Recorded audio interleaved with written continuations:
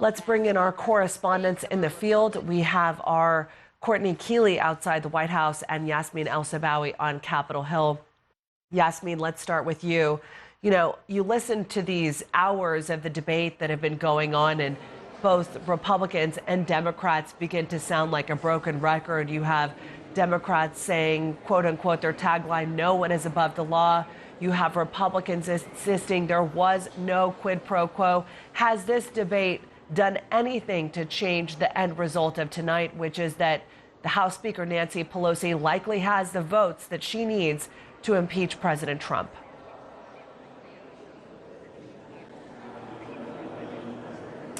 None of this has moved the needle in any way. I can confidently say that what has happened over the last 7 hours or so is that Democrats, Republicans, 435 members in the House of Representatives are just taking their time in the spotlight, 1 or 2 minutes each, to make their main points that came out of the last few months of the impeachment inquiry. A lot of this stuff, as you pointed out, we've heard before. But this really is a moment for their constituents. It's a moment for the congressional record and for history, because this is such a huge event. It's such a rare event. And so from Democrats, we're hearing that this is a sad moment. It's a solemn moment, that this isn't what they came here to do.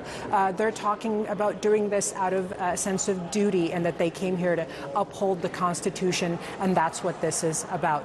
From Republicans, a lot more of a combative tone. We know this is something President Trump himself likes, because he tweeted last week in praise of those Republicans who defended him in the House Judiciary Committee, calling them warriors.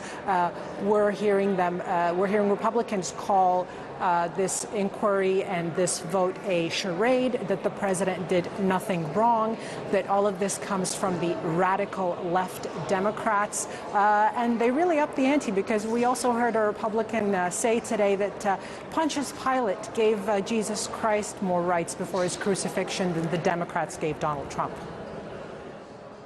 There is certainly a lot of theater involved in these hearings. Yasmine, you have been covering this impeachment inquiry inside and out, every detail, the closed-door hearings, the public hearings. What kind of a sense do you get of the atmosphere there on Capitol Hill about what's about to happen here? Again, we're talking about only the third president in U.S. history to be impeached.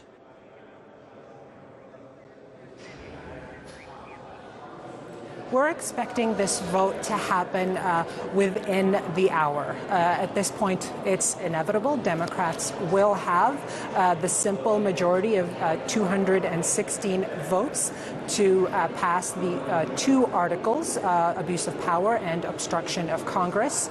Of course, as soon as they pass the first article, abuse of power, the president is then considered to be impeached. We don't actually have to wait for both articles to be passed. There are a couple of Democrats that will not vote with their party. They're just in districts that are too vulnerable, and they might lose out in the next election.